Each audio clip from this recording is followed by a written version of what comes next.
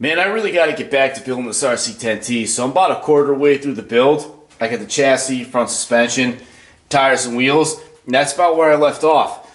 So I've been really busy with the monster truck. I'll show you that real quick. So here it is, pretty much show ready. I'm just waiting on the graphics guy. He already came, took a few measurements. So now he's working on the graphics. Hopefully a few days he'll be here to put them on. There's already one sticker right there. Same thing on the other side, Snap-on Tools. They've been hooking me up a lot lately. They gave me free ratchets for the harnesses and a lot of equipment. So still waiting on the drive shaft cages. Those should be here in a few days too. Then I just gotta weld them up, paint the parts, put them on. Wheelie bars all mounted up. Finish that. If you take a look right here, there's countersunk bolts. If you watched my last video, I welded the studs because I couldn't find the proper bolts, but those studs broke off, and I'll go into detail more on my other channel. I'll leave a link to my other channel in the description below. I'm going to do a more in-depth video on that. So anyway, so I found the proper bolts because the studs broke, so I had no choice but to countersink them. So that's done. Right there's the backup alarm. Right there you can see the LED lights. So when you put this in reverse, the lights come on, and then that backup alarm sounds. So yeah, aggravated assault's pretty much show ready. About 3 weeks out from a show, so hopefully get some good footage of its first show. So anyway, back to the RC10T. And because I never like leaving the job half done, I can't take seeing this thing sitting on the bench in pieces anymore. So now it's time to build the stealth transmission. Anytime I do any gear work, whether it's transmission or differential, I like to work on a piece of commercial grade glass. It's very strong, not likely to break unless it's smashed with something, but it keeps everything nice and clean. So a good piece of commercial grade glass is about 1 foot by 1.5 feet. Definitely good for keeping things nice and clean, so that's my little tech tip of the day.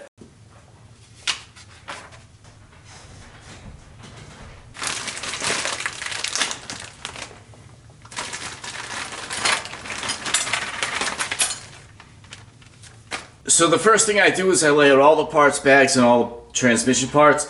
So here are the parts bags. You got your gears, gear cases. Right here's the motor mount, diff cover. Right here's the grease that comes to the kit, but being that it's 30 years old, not only is it old, but grease technology has come a long way since then, so I'll be using this instead. So this is grease from PPR slots.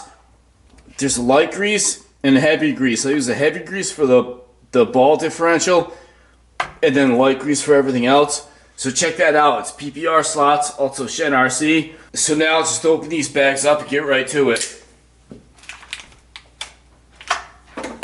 So looking at the directions right here, the first step is this gear, which is this one, and that's the ball diff. And this thing had me freaked out when I was a kid because you got this gear and these little tiny ball bearings in here, and honestly, I've built about 50 transmissions since then in full-size vehicles, but looking at this still gives me the willies. So I think I'm going to do all this off camera. Okay, that's done. It was easier than I remembered. So all the ball diffs are in place, and all I did was I took a little bit of grease on the tip of my knife, put it on the gear first, then put the bearings in. When I was a kid, I put the bearings in first, then put the grease on, so it was much easier this time.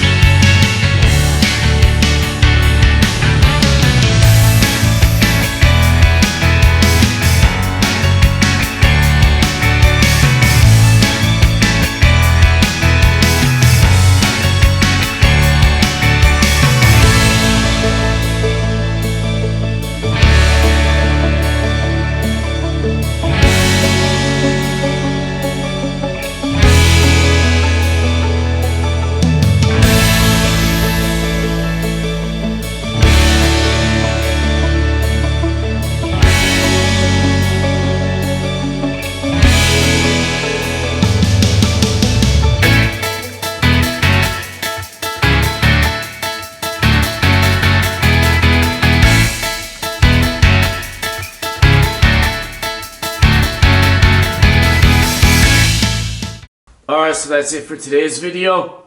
Transmission's done, bolted in the chassis. Wasn't as bad as I remembered at all. It was actually very simple, surprisingly. So anyway, that's it. Next video, I'll have this thing all put together. I gotta build the shocks, rear suspension, put the body in. As far as what I'm gonna do for paint and bodywork, I'm really not sure yet, but we'll see. So anyway, take care. Thanks for watching. Like, subscribe. See you next time. Bye.